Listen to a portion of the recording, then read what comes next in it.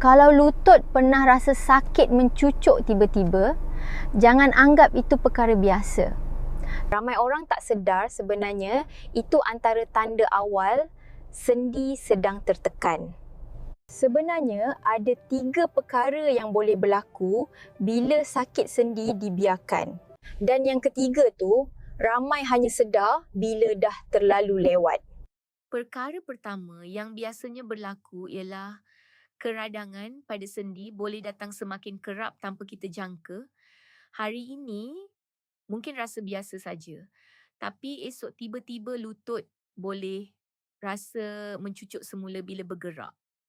Ada juga yang cerita sampai waktu malam susah nak tidur sebab sakit pada sendi datang secara tiba-tiba.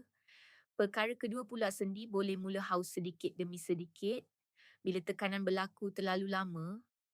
Bila bergerak mula kedengaran, bunyi pada lutut dan pergerakan pun terasa semakin kaku.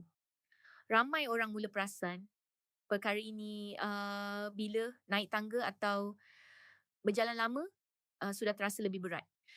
Apabila sendi sering tertekan atau keradangan berlaku terlalu lama, tisu di sekitar sendi boleh menjadi lebih sensitif. Sebab itu rasa sakit pada sendi boleh datang berulang kali walaupun sebelum ini pernah hilang.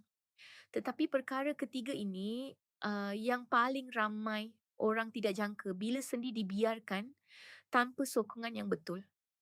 Pergerakan boleh menjadi semakin terbatas dan aktiviti yang dulu mudah mula terasa lebih sukar. Ramai hanya mula memberi perhatian pada sendi bila berjalan jauh pun sudah terasa tidak selesa.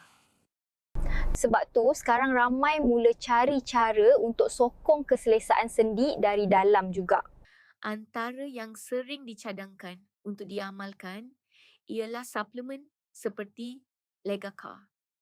Legacar bukan sekadar campuran bahan biasa.